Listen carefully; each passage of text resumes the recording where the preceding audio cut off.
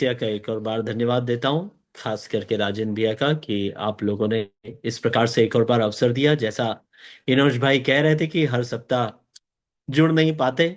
हाँ, मेरी भी इच्छा रहती है कि हम हर सप्ताह हम लोग जुड़ जाएं, पर मुझे काम ऐसा है कि सफर बहुत रहता है, तो हर सप्ताह बालाट में नहीं हो पाता।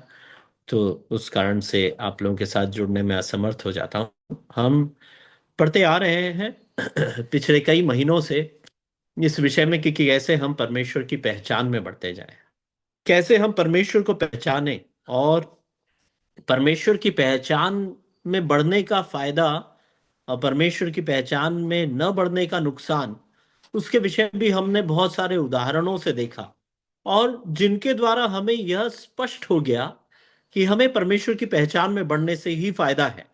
अगर हम मसीह के बुलाए हुए हैं और मसीह के द्वारा स्थापित किए गए लोग हैं, उसके उद्धार का भाग बन गए हैं, उसकी निज प्रजा बन गए हैं, तो हमारे लिए जरूरी है कि हम उसकी पहचान में निरंतर बढ़ते जाएं। परमेश्वर हमसे यह चाहते हैं कि हम उसकी पहचान में बढ़ते जाएं। हमने बहुत से ऐसी बातों का अध्ययन किया, जैसे इकबोत के विषय में अध्ययन किया, यूसुफ के विषय में किया, प्रभु यीशु मसीह की माता जो है मरियम, उनके विश्वास के विषय में अध्ययन किया।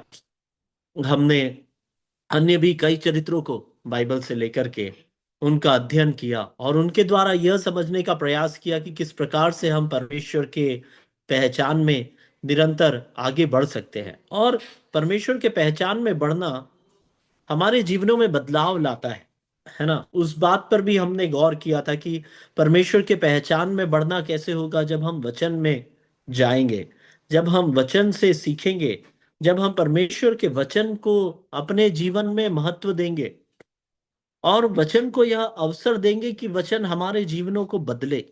हमने इज़रा के समय, नहम्याह के समय उन बातों का गौर करके इस बात पर ध्यान दिया था कि किस प्रकार से वचन को सर्वोपरि स्थान देने के द्वारा हम परमेश्वर के पहचान में बढ़ सकते हैं। परमेश्वर की पहचान, प्रभु यीशु मसीह की जानकारी, उसका स्वभाव मेरे अंदर आ जाना, मेरा स्वभाव बदल करके एक मसीह का सा स्वभाव हो जाना, जिसके द्वारा कि लोग ये जान सके कि हाँ, इसका बर्ताव ऐसा है मानो प्रभु यीशु मसीह का, और प्रभु यीशु मसीह को लोग मेरे जीवन के द्वारा पहचान पाए।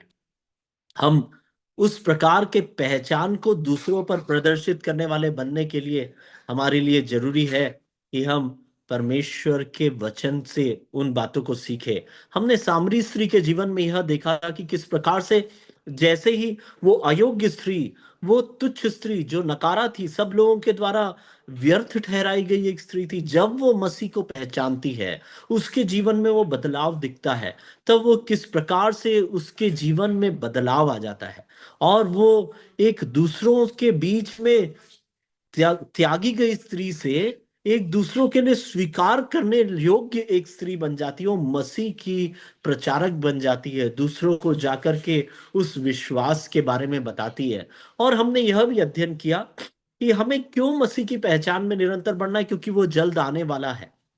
प्रभु यीशु मसीह जल्द आने वाला है। मेरा और आपका परमेश्वर जो है वो आने वाला है। शैतान नहीं चाहता है कि हम उसकी पहचान में बढ़े, ताकि जब वो आए तो हमें कमजोर पाए। पिछले अध्ययन के दौरान मेरे से बोलने में एक त्रुटि हुई थी, जिसमें मैंने यह बोला था कि हम जब विश्वास में आ जाते हैं, तब से लेकर के अभी तक के किए हुए पापों का दंड परमेश्वर हमें देगा। मैंने वो जो बोला वो एकदम गलत था। वो वैसा नहीं है। हम जब विश्वास में आ जाते हैं, उसके बाद भी जो पाप करते जाते हैं, वो हमारे लिए लिखे, हमारे विरुद्ध लिखे जरूर जाते हैं। उनके लिए हमारे लिए दंड की आज्ञा नहीं है, क्योंकि जो परमेश्वर के द्वारा उद्धार पाए हुए लोग हैं, वे दंड की आज्ञा उन पर अब नहीं है।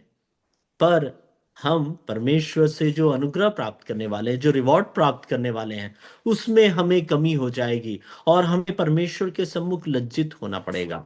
जब हमारे काम उसके सम्मुख खुल जाएंगे, तो हम उसके सम्मुख लज्जित होंगे। तो हम परमेश्वर की पहचान में जब बढ़ते जाते हैं, तो हमारे जीवनों में उन कार्यों के द्वारा वो प्रदर्शित होता है कि हाँ, यह परमेश्वर का जन है। हमने शैतान के बारे में भी अध्ययन किया कि किस प्रकार से शैतान हम पर हावी नहीं हो सकता, जब तक कि हम उसे अवसर न दें। जब हम अवसर देते हैं तभी शैतान हमारे जीवनों में कार्य करता है। तो हम परमेश्वर की पहचान में भी बढ़े और शत्रु की पहचान में भी बढ़े, और उसके द्वारा हम यह समझे कि शत्रु में कोई सामर्थ नहीं। जब तक कि मैं अपने आप को उसके हाथों में समर्पित न कर दूं, तब तक शत्रु के हाथों में कोई सामर्थ नहीं। परंतु जब तक मैं स्वयं को अपने उद्धारकर्ता के हाथों में पूरी तरह से समर्पित किया हुआ हूं, तो फिर मुझ पर और कोई शक्ति का प्रभाव नहीं हो सकता, और मैं मसीह के चलाए हुए ही चलता हूं। और साथ ही साथ हमने इस बात पर गौर किया था कि जब हम उसकी पहचान में बढ़ रहे हैं तो हमारे जीवनों में बदलाव कैसे आना चाहिए। उसके विषय में हमने इफिसियों की पत्री से पढ़ा था कि हमारा चाल चलन बदल जाना चाहिए। बुलाहट जैसी है वैसा चाल चलन हमारा होना चाहिए, जैसी हमारी बुलाहट है वैसा हमारा चाल चलन हो। उसके बाद फिर हमने इस बात पर गौर किया था कि हमारे जीवन में कौन से ऐसे स्वभाव हैं जो शत्रु के स्वभाव हैं, जो कि अगर मेरे और आपके जीवन में है तो हमें उन्हें निकालना होगा। हमने उस पर गौर किया था, हमने पढ़ा था कि क्रोध, बैर, जलन, झूठ बोलना और अहंकार, ये ऐसे स्वभाव हैं जो शत्रु के स्वभाव हैं। अगर हम मसीह के स्वभाव अपने जीवनों में प्रदर्शित नहीं कर रहे और इन स्वभावों में से कोई भी एक स्वभाव हम में है, तो हम उसकी पहचान में बढ़ नहीं पा रहे हैं जिसकी पहचान में हमें बढ़ना चाहिए, परंतु अपने पुराने ही मनुष्यत्व में जी रहे हैं। परमेश्वर ने तो सब कुछ कर दिया मुझे नए मनुष्यत्व में लाने के लिए। उसने हमारे लिए मार्ग तैयार कर दिया, आदर्श के तौर पर मसीह को दे दिया, शिष्यों को दे दिया, मेरे और आपके सीखने के लिए पवित्र शास्त्र को दे दिया, जिसके द्वारा हम स्वयं को परख करके प्रतिदिन अपने आप में और अपने चाल चलन में सुधार ला सके।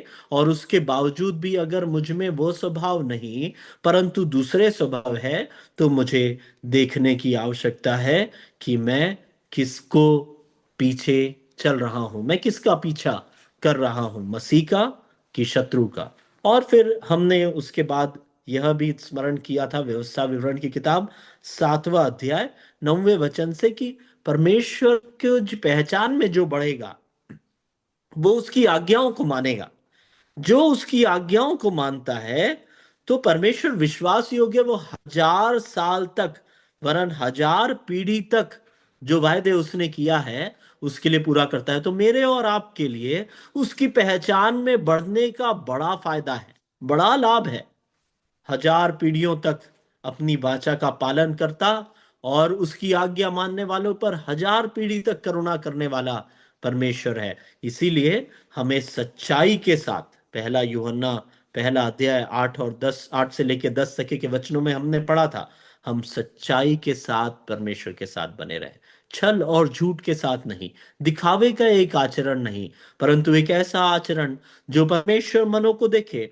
और पहचान में बढ़ गया है मेरा यह दास, पहचान में बढ़ गई है मेरी यह दासी, इसके जीवन में यह बदलाव मैं देख पाता हूं, यह गवाही परमेश्वर की मेरे और आपके बारे में हो जाए, उसका प्रयत्न हमें करना चाहिए। और साथ ही साथ हमने यह बात पर भी गौर किया था कि हम जंगली जलपाई हैं, जो कि उस चिकनी जालपाई से साटे गए हैं। हम में कोई योग्यता नहीं होने के बावजूद भी परमेश्वर ने हमें उन चुने हुए लोगों के साथ में जोड़ दिया है मसीह के द्वारा।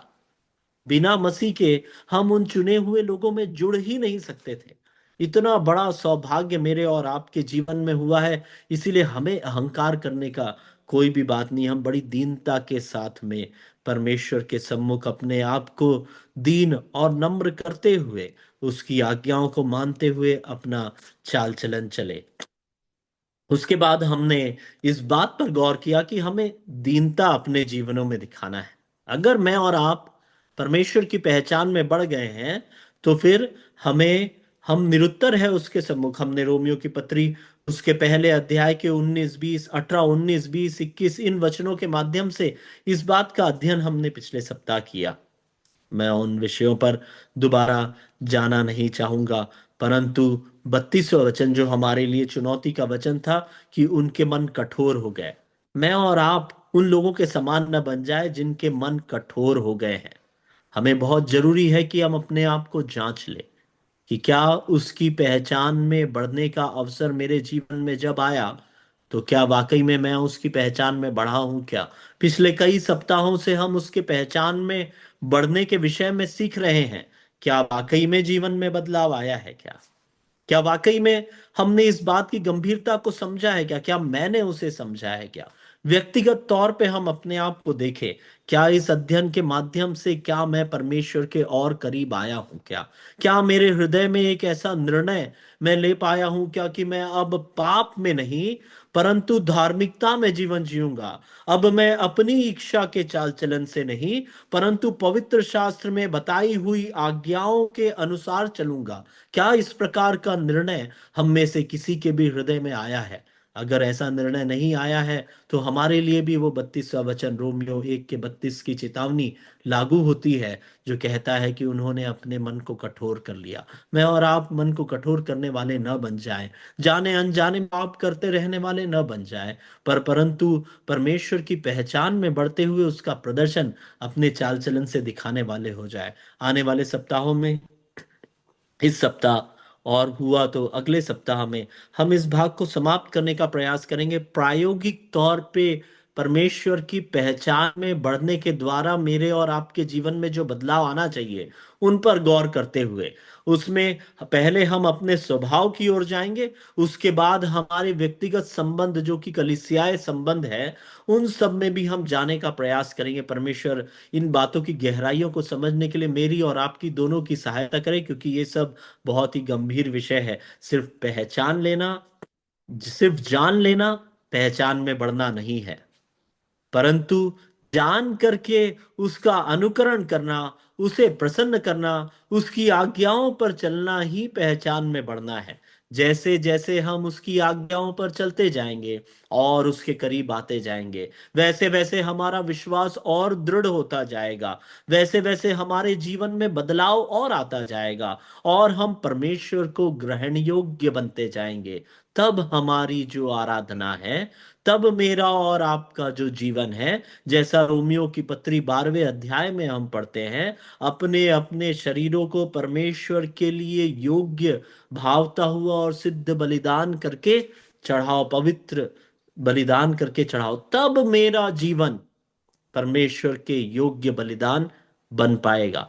हमें वो करने के लिए परमेश्वर सामर्थ प्रदान करे। आइए हम पढ़ेंगे दूसरा पत्रस, उसका पहला अध्याय 1 से लेकर 11 तक के वचन। जो भी भाई पढ़ना चाहता है पढ़ लीजिएगा। दूसरा पत्रस पहला अध्याय 1 से लेकर 11 तक के वचन। समौन पतरस की ओर से जो यीशु मसीह का दास और प्रेरित है, उन लोगों के नाम जिन्होंने हमारे परमेश्वर और उद्धारकर्ता यीशु मसीह की धार्मिकता से हमारा सा बहुमूल्य विश्वास प्राप्त किया है। परमेश्वर के और हमारे प्रभु यीशु की पहचान के द्वारा अनुग्रह और शांति तुम में बहुतायत से बढ़ती जाए, क्योंकि उसके ईश्वरीय सामर्थ्य ने सब कुछ जो जीवन और भक्ति से संबंध रखता है हमें उसी की पहचान के द्वारा दिया है, जिसने हमें अपनी ही महिमा और सद्गुण के अनुसार बुलाया है, जिनके द्वारा उसने हमें बहुमूल्य और बहुत से बड़ी प्रतिज्ञाएं दी हैं, ताकि इनके द्वारा तुम उस सड़ाहट से छूट कर जो संसार में बुरी अभिलाषाओं से होती है, ईश्वरीय स्वभाव के सहभागी हो जाओ। और इसी कारण तुम सब प्रकार का यत्न करके अपने विश्वास पर सद्गुण और सद्गुण पर समझ और समझ पर संयम और संयम पर धीरज और धीरज पर भक्ति और भक्ति पर भाईचारे की प्रति और भाईचारे की प्रति पर प्रेम बढ़ाते जाओ, क्योंकि यदि ये बातें तुम में वर्तमान रहे और बढ़ती जाए तो तुम्हें हमारे प्रभु यीशु मसीह के पहचानने में निकम्मे और निष्फल ना होने देंगे। और जिसमें से यह बातें नहीं, वह अंधा है और धुंधला देखता है और अपनी पूर्वकाली पापों से धुलकर शुद्ध होने को भूल बैठा है।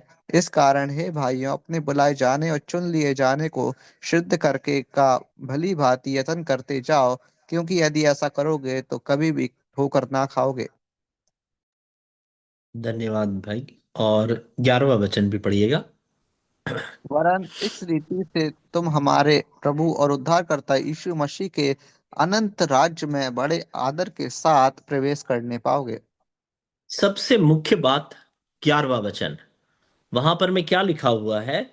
इस रीति से तुम हमारे प्रभु और उद्धारकर्ता यीशु मसीह के अनंत राज्य में बड़े आदर के साथ प्रवेश करने पाओगे। मेरा और आपका एक बात तो तय है हर एक विश्वासी के लिए कि वो परमेश्वर के अनंत राज्य में वो प्रवेश करेगा। पर यहां प्रेरित पत्रस ये लिखते हैं, परमेश्वर की आत्मा के द्वारा उगाहे जाकर पवित्र आत्मा मुझसे और आपसे यह कह रही है, ऊपर जो बताई हुई रीति है उसका अनुकरण करने वाले लोग भी अन्य लोगों के समान प्रभु यीशु मसीह के अनंत राज में प्रवेश करेंगे। पर एक अंतर है, वहां क्या अंतर है? बड़े आदर के साथ। बड़े आदर के साथ इसका अर्थ यह है, कुछ लोग बहुत आदर के साथ, कुछ लोग कम आदर के साथ, और कुछ लोग बिल्कुल भी एक तुच्छ एक तरीके से प्रवेश करने पाएंगे जिनका कोई आदर ही नहीं होगा। तो हमारे लिए विश्वास में आने के बाद दंड की कोई आज्ञा नहीं है। मेरे ख्याल से अगर मैं सही समझ रहा हूं तो बस यही अंतर है। इसका ही मैं अनुमान लगा सकता हूं। परमेश्वर की आत्मा इन बातों को समझने में मुझे और आपको सहायता करे। मैं ये अनुमान लगा रहा हूं कि जो परमेश्वर की पहचान में बढ़ जाएगा, अपने चाल चलन में सिद्धता को प्राप्त करने का प्रयास करता हुआ दिखेगा, विश्वास का परिचय अपने सारे जीवन काल में हर एक कदमों में देगा, वो बड़े आदर के साथ प्रवेश करने पाएगा। और जो उससे कहीं कम होगा, वो उससे कम आदर के साथ प्रवेश करने पाएगा। मेरे और आपके हाथ में है कि हम उस राज्य में तो जा रहे हैं। परमेश्वर ने चुन लिया। प्रभु यीशु मसीह ने काल्वरी क्रूस पर अपना खून बहाया। उसने मेरे और आपके पापों को अपने ऊपर लेकर के धो करके शुद्ध कर दिया। सर्वदा के लिए हमारे पापों को हमारे ऊपर से मिटा दिया। विधियों का वह लेख जो हमारे ऊपर था उसे हमेशा के लिए हमसे दूर कर दिया। हमें उस स्वर्ग का वारिस बना दिया। हमें उस स्वर्ग में प्रवेश करा दिया। हमारे करने के लिए क्या है कि हम आदर प्राप्त कर सके प्रवेश करने के लिए। मैंने और आपने स्वर्ग में जाने के लिए कुछ नहीं किया, सिर्फ उस उद्धारकर्ता पर विश्वास मात्र किया है। परंतु उसमें आदर के साथ प्रवेश करना है, कम आदर के साथ प्रवेश करना है, बिना आदर के साथ प्रवेश करना है, वो मेरे और आपके हाथ में है। उसकी पहचान में बढ़ने के द्वारा हम आदर के साथ में, बड़े आदर के साथ में वहां प्रवेश कर सकते हैं। मेरे प्रियो, यही हमारे मसीही जीवन का उद्देश्य होना चाहिए। मसीह ने हमें कलीसिया में, परिवार में, समुदाय में, जिले में, आपके काम के स्थान में, स्कूल में, कॉलेज में, नौकरी जहां आप कर रहे हैं वहां पर में, मजदूरी जहां आप कर रहे हैं वहां पर में, इसीलिए रखा है कि आप उसकी पहचान का परिचय दूसरों को दे सको। आपका जीवन ऐसा हो सके कि दूसरे मसीह को आपके द्वारा पहचान सके। और जब वो पहचान दिखेगी आपके चाल चलन में इस रीति से, तो तुम हमारे प्रभु और उद्धारकर्ता यीशु मसीह के अनंत राज्य में बड़े आदर के साथ प्रवेश करने पाओगे। यही मेरे और आपके मसीही जीवन का, विश्वासी जीवन का उद्देश्य होना चाहिए।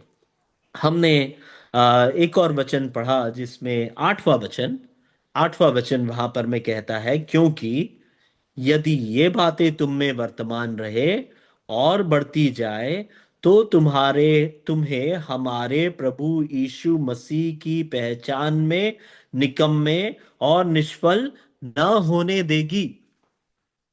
यहां पर मैं अगर पत्रस यह लिखता है कि कुछ बातें ऐसी हैं जो तुम में अगर बढ़ती जाएगी, तो तुम हमारे उद्धारकर्ता प्रभु यीशु मसीह के पहचान में निकम्मे और निष्फल नहीं रहोगे। इसका अर्थ यह है कि हम प्रभु यीशु मसीह की पहचान में निकम्मे और निष्फल हो सकते हैं। हमें उससे बचना है कि कैसे। हम तो मसीह को 20 साल से जानते हैं। मेरे परिवार, ये तीसरी पीढ़ी है हमारी जो मसीह में है। हमारे लिए गर्व की बात है। पर क्या मैं मसीह की पहचान में निकम्मा हूं? क्या मैं मसीह की पहचान में निष्फल हूं? देखिए, जिस दिन हम प्रभु के सामने होंगे, तब इन्हीं बातों के लिए हम उसके सामने होंगे कि हम इस बातों को साबित कर सके। हमें आदर तभी मिलेगा जब हम उसकी पहचान में निकम्मे और निष्फल नहीं रहेंगे।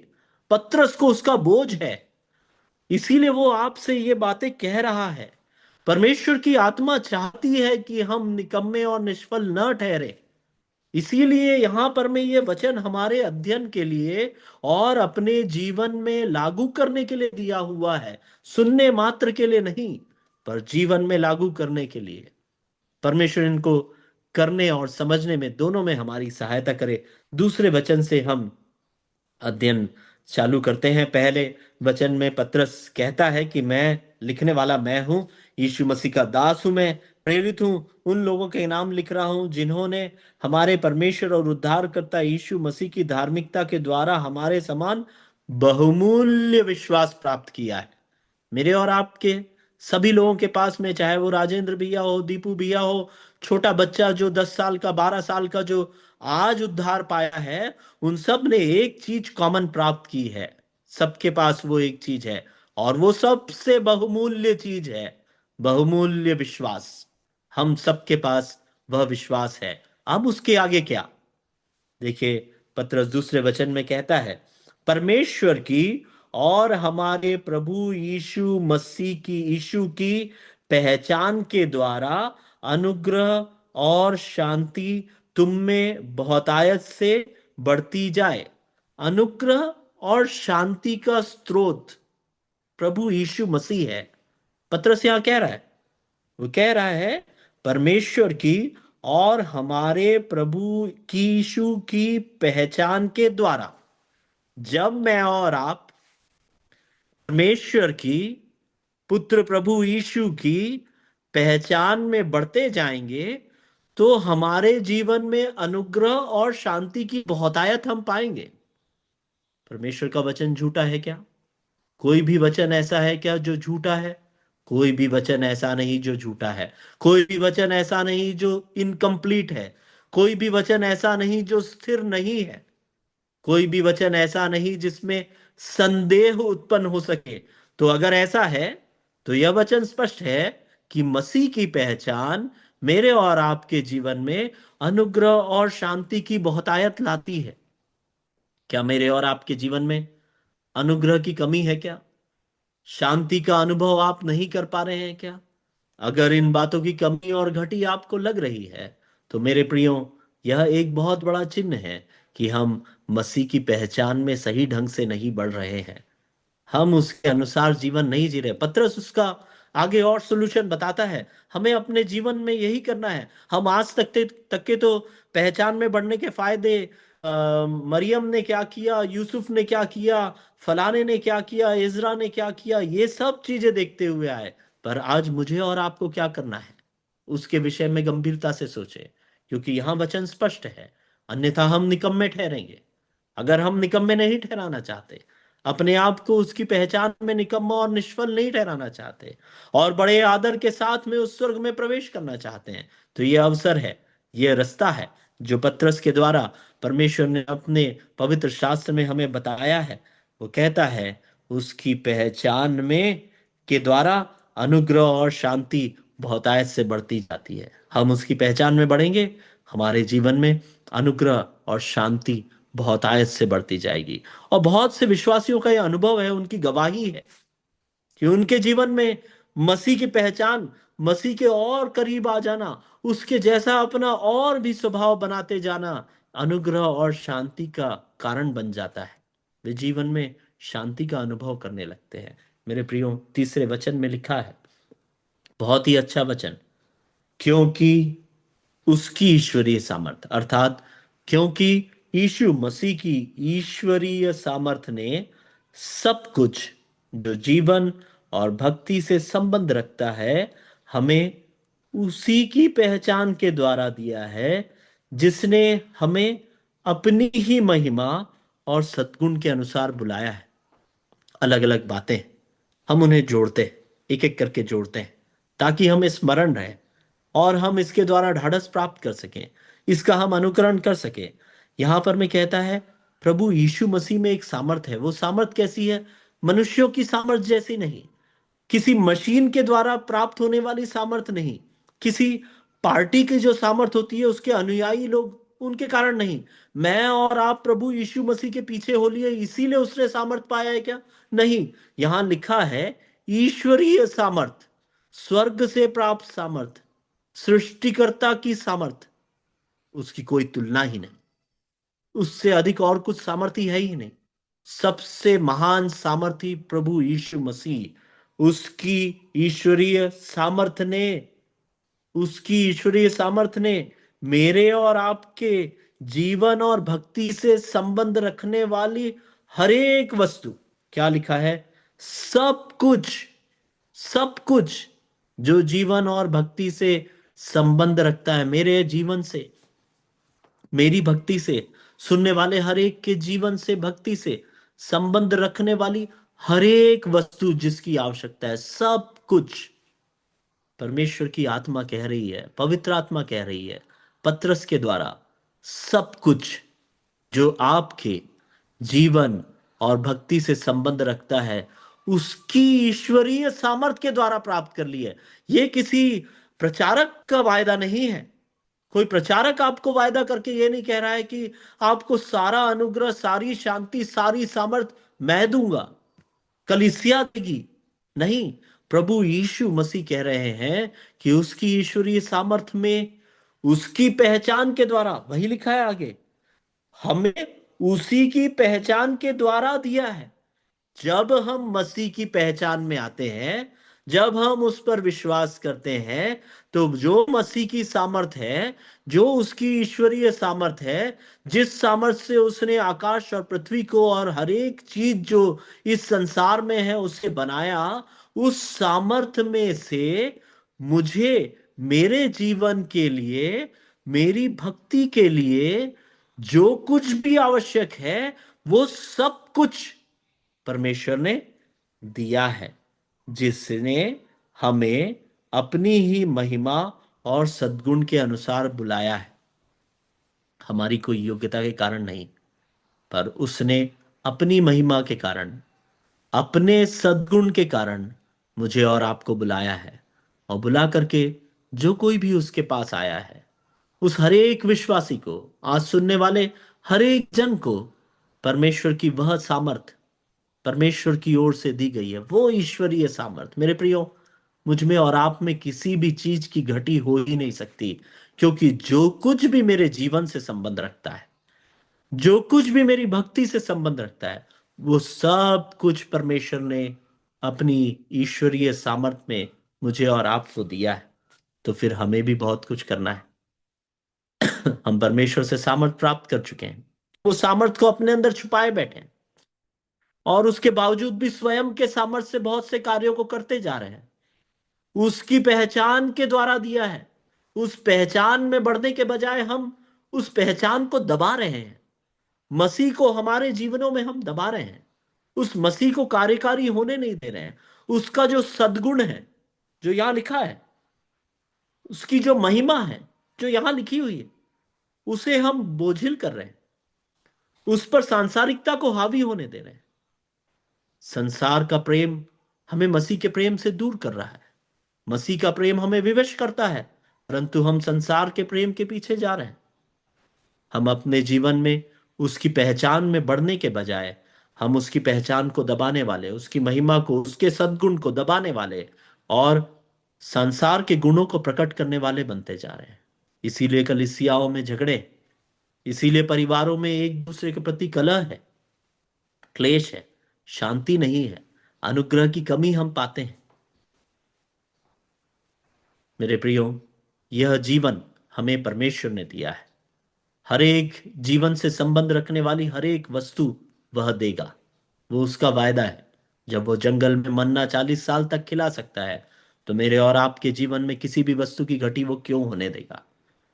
मेरे और आपके विचारों से नहीं, पर जिस महिमा और सद्गुण के बुलाहट से उसने बुलाया है, अगर उस महिमा और उस सद्गुण से मेल खाता हुआ मेरा और आपका जीवन है, तो उस महिमा और सद्गुण को पूरा करने के लिए जीवन में जो कुछ भी लगता है वो सब कुछ उसने दिया है।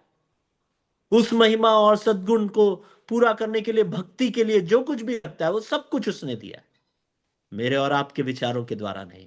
हो सकता है हमारे विचारों में हम निर्धन हो, तो परमेश्वर के दृष्टिकोण में हम बहुत ही सामर्थी, हम उसकी सामर्थ पाए हुए लोग हैं। हम अपने आप को कमजोर रखते हैं, हो सकता है कि हम किसी अन्य मनुष्य से अपनी तुलना कर करके बार बार ये सोचते हो कि मैं यहां तक क्यों नहीं पहुंचा, मैं ये क्यों नहीं कर पाया, मैं ये करना चाहता हूं। पर प्रभु ने आपको क्या उस महिमा और सद्गुण के लिए बुलाया है कि अपनी महिमा और सद्गुण के लिए बुलाया है?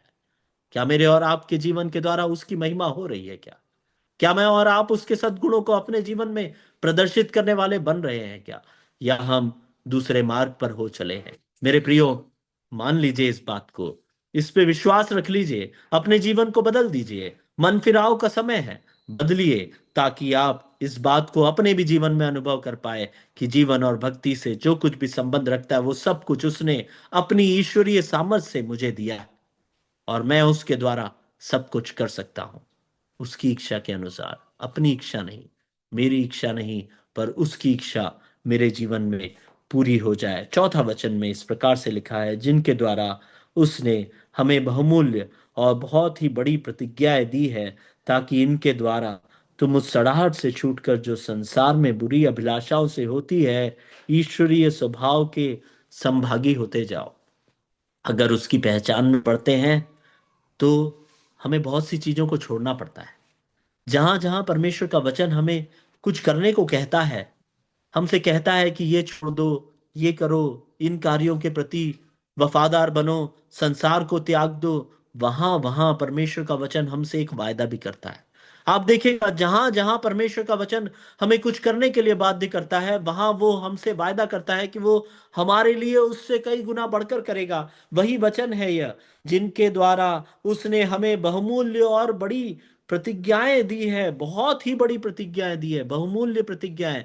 मुझे उसमें जाने की आवश्यकता नहीं है, आप सब जानते हैं कि परमेश्वर का वायदा मेरे से और आपसे क्या है। हमारी बड़ी आशा क्या है कि हम स्वर्ग में जाएंगे, हम उसके साथ राज्य करेंगे। जब परमेश्वर आएगा और अपने जलाल में आएगा, और जब वो न्याय करने बैठेगा, मैं और आप भी उसके साथ बैठ करके राज्य करेंगे। इतना बड़ा पद, इतनी बड़ी प्रतिज्ञा, इतनी बड़ी वायदा। और यहां पर मैं दूसरे वचन में उसने जो बात को कहा है, अनुग्रह और शांति बहुतायत से मुझे और आपको वो देता है। कितनी असीम प्रतिज्ञाएं हैं परमेश्वर की, अथाह है, जिनको हम नाप भी नहीं सकते। हम उन प्रतिज्ञाओं को छोड़ करके, हम उन आवश्यकताओं को छोड़ करके, हम कहीं और अपना मन लगाते हैं। हम छोटी छोटी चीजों के पीछे भागते हैं, और परमेश्वर के सद्गुण को, उसकी महिमा को हम कम कर देते हैं। हम ऐसे करने वाले न बने, हम उसकी पहचान को में बढ़ करके उन सद्गुणों को प्रदर्शित करने वाले बने। देखिए, अगर हम वैसा करते हैं तो परमेश्वर का वचन हमारे बारे में क्या कहता है?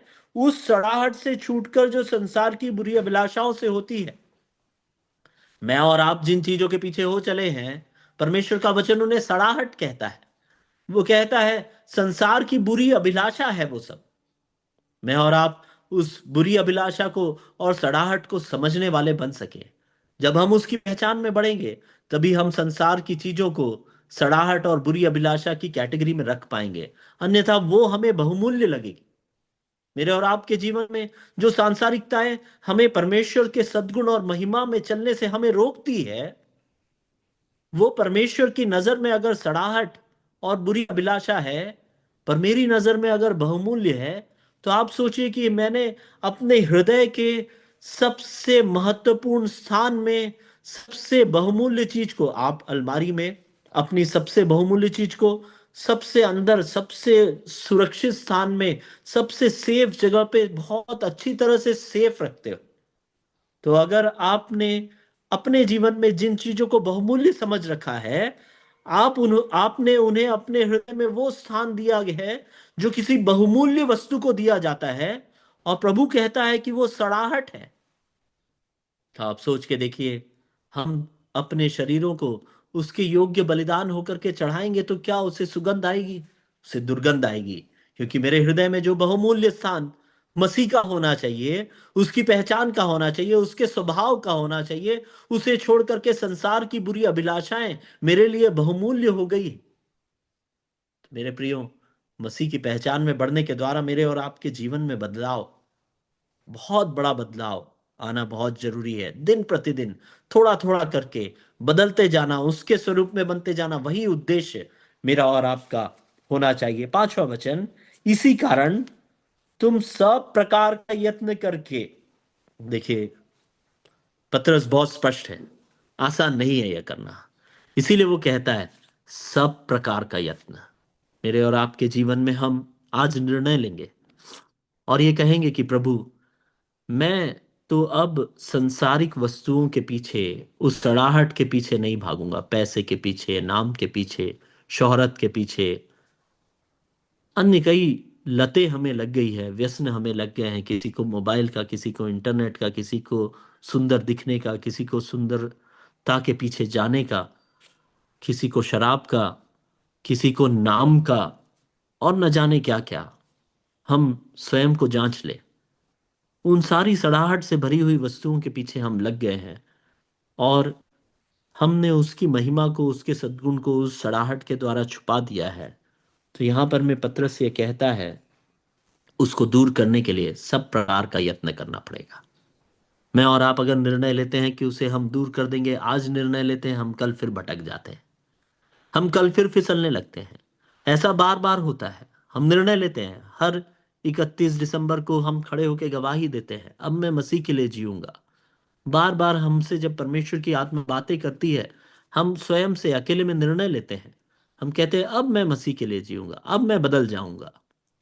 ऐसा हमारे साथ अक्सर होता है अपने जीवनों में। हम कई बार अपनी गलतियों को माने हुए हैं, पर उसके बावजूद भी हम वापस से उस सड़ाहट की ओर चले जाते हैं। क्योंकि पतरस यहाँ कहता है कि उससे निकलने के लिए आसान नहीं है, सब प्रकार का यत्न करना होगा। सब प्रकार का यत्न, कठोर यत्न करना होगा। मेरे और आपके जीवन में जब तक कि हमारा निर्णय उतना दृढ़ नहीं है, तब तक कि हम सब प्रकार का यत्न नहीं कर सकते हैं। चलते फिरते लिए हुए निर्णयों के लिए प्रभु नहीं मानता। मैं और आप प्रभु को इतने हल्के में मत लें कि आज मन हुआ मैंने एक निर्णय लिया, कल मन हुआ उस निर्णय को छोड़ दिया, तो हम उसकी पहचान में नहीं बढ़े हैं, हम उसे जानते ही नहीं, हम उसे पहचान ही नहीं पाए। मैं और आप अगर प्रभु को अपने जीवन में सर्वोपरि स्थान दिए हुए हैं, अगर हमने उसे अपने जीवन का शिरोमणि बनाया हुआ है, तो फिर हमें उसकी पहचान में बढ़ने के लिए, उसके सद्गुण और उसकी महिमा को प्रदर्शित करने के लिए सब प्रकार का यत्न करना होगा, कठोर यत्न करना होगा। क्या मैं और आप उसके लिए तैयार हैं क्या? तभी हम उसकी पहचान में सचमुच बढ़े हुए लोग। हमने बहुत से उदाहरणों को देखा था, यूसुफ को, मरियम को, उस स्त्री को, और न जाने कितने लोगों को हमने देखा। एली के पुत्रों को हमने देखा, कोई यत्न ही नहीं किया उन्होंने। बाकी जिस जिसने उन कार्यों को किया, बाइबल भरा पड़ा है ऐसे लोगों से जिन्होंने अपने विश्वास को पूरा करने के लिए, अपने विश्वास का प्रमाण देते हुए कितना यत्न किया, कितना संयम दिखाया, और विश्वास में वे विजयी हुए। मैं और आप भी हो सकते हैं। हम विफल न हो जाएं, हम उसके सामने निकम्मे न ठहरे। वहां पर मैं चौथे वचन के अंत में लिखा है, ईश्वरीय स्वभाव में संभागी हो जाओ। मैं और आप अपने स्वभाव को छोड़ करके उस ईश्वरीय सामर्थ के द्वारा जीवन और भक्ति के लिए सब कुछ जो हमें दिया गया है, उस सामर्थ का उपयोग करते हुए, बड़ा यत्न करके, बहुत परिश्रम करके, अपने आप को संसारिक स्वभाव से दूर करके ईश्वरीय स्वभाव में संभागी होने का यत्न करें। सुनने में बहुत आसान है, करने में उतना ही कठिन।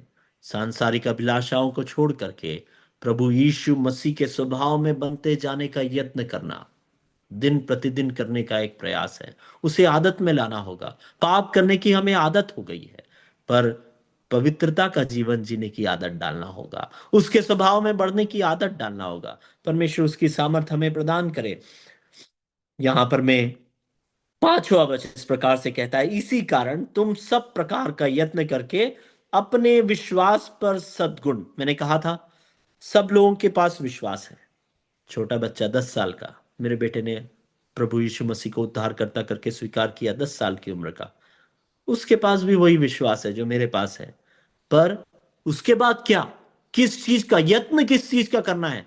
पांचवा वचन हमें बताता है, सब प्रकार का यत्न करने पर क्या होगा? विश्वास पर सद्गुण। तो मेरा विश्वास जो है, वह जब मैं यत्न करूंगा मसीह की पहचान में बढ़ने का, मैं बाइबल पढ़ूंगा, बाइबल में मैं ये पाऊंगा कि मुझे अपने जीवन में ये चीजें सही करनी है, ये गलतियां नहीं करना है। पाप नहीं करना है, झूठ नहीं बोलना है, व्यभिचार नहीं करना है। जब मैं इन चीजों को करने लगूंगा तो उसके विषय में क्या लिखा है? सद्गुण। मेरे अंदर सद्गुण आएगा। मेरे अंदर दुर्गुण था।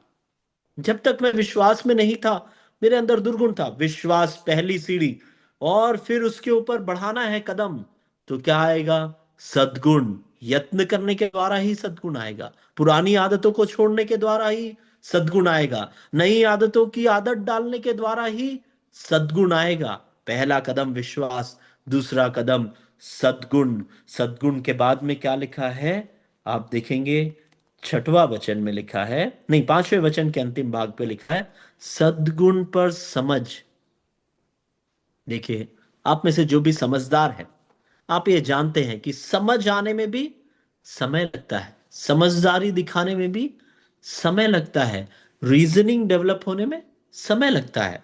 क्या वो यत्न आप परमेश्वर के वचन के साथ प्रतिदिन कर रहे हैं? क्या अकेले में ध्यान मनन करके परमेश्वर का वचन पढ़ने में समय बिता रहे हैं? क्या क्या दूसरों को सिखाने के लिए पढ़ रहे हैं, या खुद को सुधारने के लिए पढ़ रहे हैं? दूसरों को सिखाने के लिए मत पढ़िए, खुद को सिखाने के लिए, खुद को सुधारने के लिए पढ़िए। परमेश्वर की आत्मा हमसे बात करे। व्यक्तिगत वचन का अध्ययन सद्गुण के ऊपर समझ लाता है।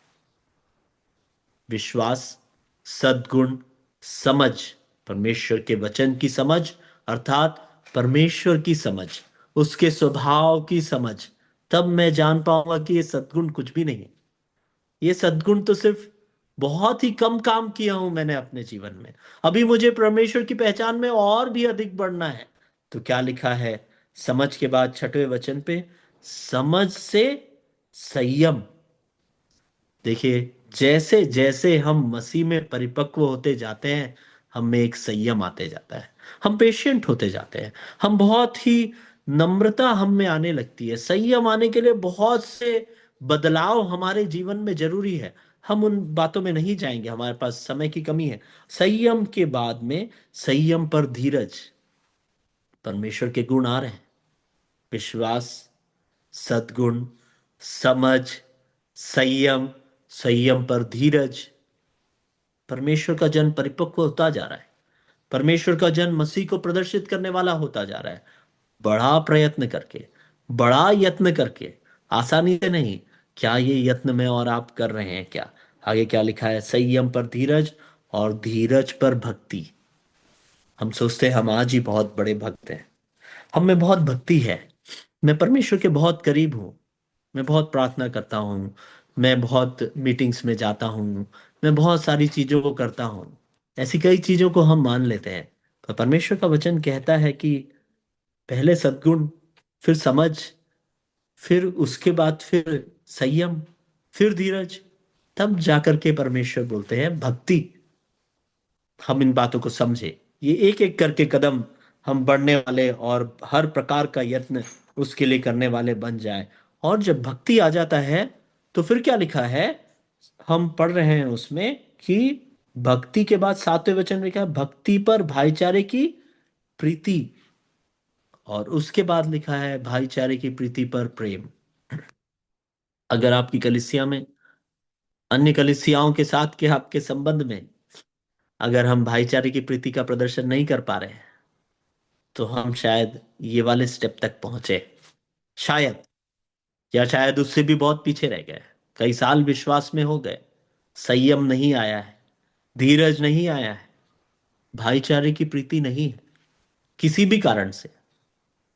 मैंने तो कितना बड़ा पाप किया, उसके बाद भी प्रभु यीशु मसीह ने मुझसे प्रेम किया। मुझ जैसे अभागे पापी से, इतना दुष्ट पापी, उससे प्रभु ने प्रेम किया।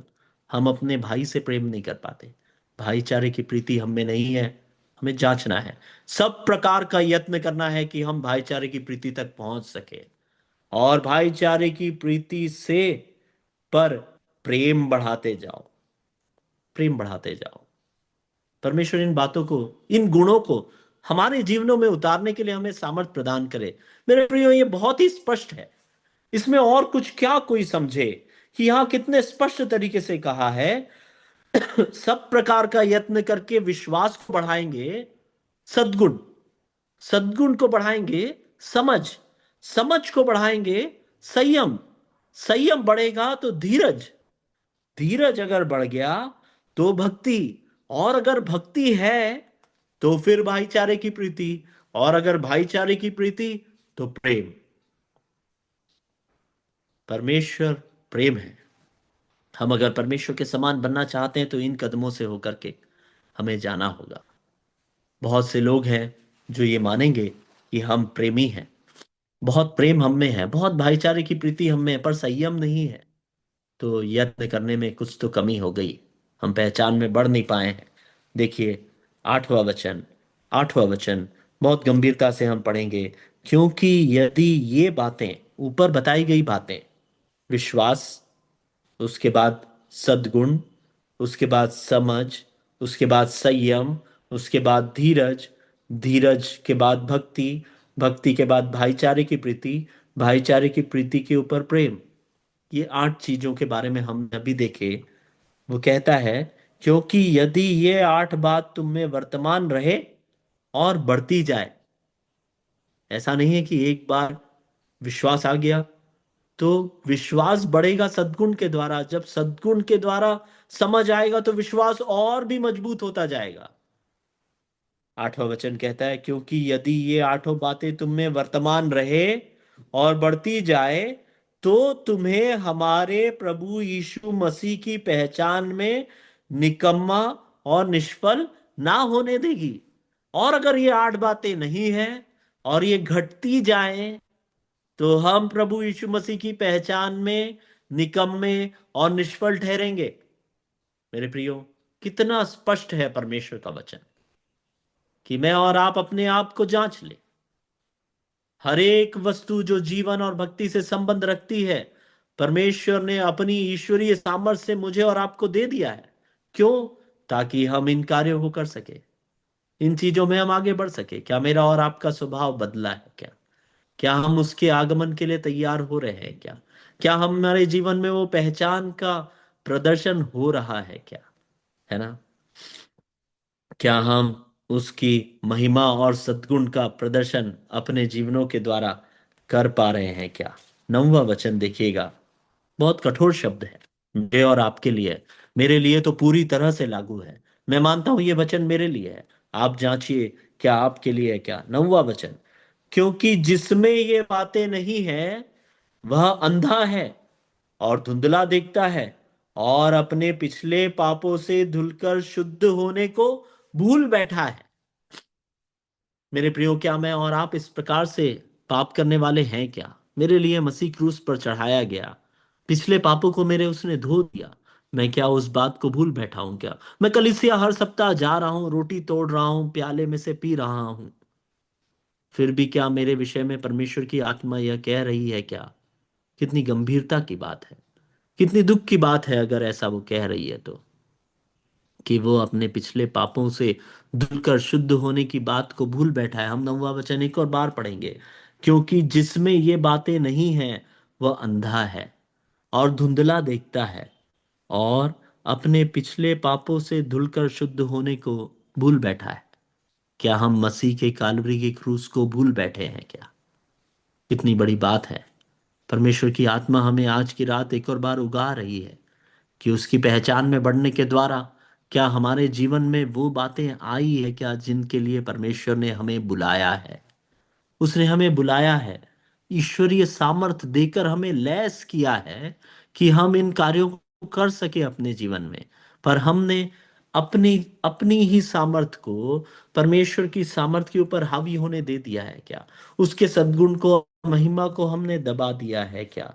इसीलिए 10वां वचन कहता है, इसी इस कारण हे भाइयों, अपने बुलाए जाने और चुन लिए जाने को सिद्ध करने के का भली भांति यत्न करते जाओ, क्योंकि यदि ऐसा करोगे तो कभी ठोकर न पाओगे, वरन इस रीति से तुम हमारे प्रभु और उद्धारकर्ता यीशु मसीह के अनंत राज्य में बड़े आदर के साथ प्रवेश करने पाओगे। दोबारा लिखने वाला कहता है, यत्न करते जाओ। 10वें वचन में लिखा है, भली भांति यत्न करते जाओ। क्या मैं और आप वाकई में बड़ा यत्न कर रहे हैं? क्या मेरा और आपका प्रयत्न भली भांति हम कर रहे हैं क्या? क्या मैं और आप आज अगर प्रभु के सामने खड़े हो जाएं तो प्रभु मेरे बारे में यह गवाही दे सकता है कि हाँ, ये भाई, ये बहन भली भांति यत्न कर रही है कि मेरे स्वभाव में निरंतर बढ़ते जाए। मैंने इसे सामर्थ दिया है, जो कुछ भी इसको आवश्यकता है सब कुछ दिया है। जीवन और भक्ति से संबंध रखने वाली हर एक वस्तु इसको दिया है, और ये उस वस्तु का उपयोग विश्वास योग्यता के साथ भली भांति यत्न करते हुए कर रही है, कर रहा है, और मेरी पहचान में बढ़ते जा रहा है। देखिए, पहचान में निकम्मे और निष्फल न ठहरने के लिए भली भांति यत्न करना होगा। परमेश्वर इन बातों को समझ करके अपने जीवन में इनकी गंभीरताओं को उतारने के लिए मुझे और आपको सहायता करे। मैं आशा करता हूं कि पहला दूसरा पत्रस उसका पहला अध्याय 1 से लेकर के 10 तक के वचन मुझे तो प्रेरित किए हैं, आपको भी उसने प्रेरित किया होगा कि हम परमेश्वर से प्राप्त उस ईश्वरीय सामर्थ का उपयोग परमेश्वर के सद्गुण और उसकी महिमा का प्रदर्शन करने में करें, और उसके लिए हम बड़ा ही यत्न करें, ताकि हम विश्वास के बाद सद्गुण, और सद्गुण के बाद में समझ, और समझ के द्वारा संयम, और संयम पर धीरज, और धीरज के ऊपर भाई भक्ति, और भक्ति के ऊपर भाईचारे की प्रीति, और भाईचारे की प्रीति के ऊपर प्रेम का प्रदर्शन करने वाले बन सके, ताकि जब प्रभु जलाल में आएगा तो हम उसकी पहचान में निकम्मे और निष्फल न ठहरे। सबको जय मसीह की।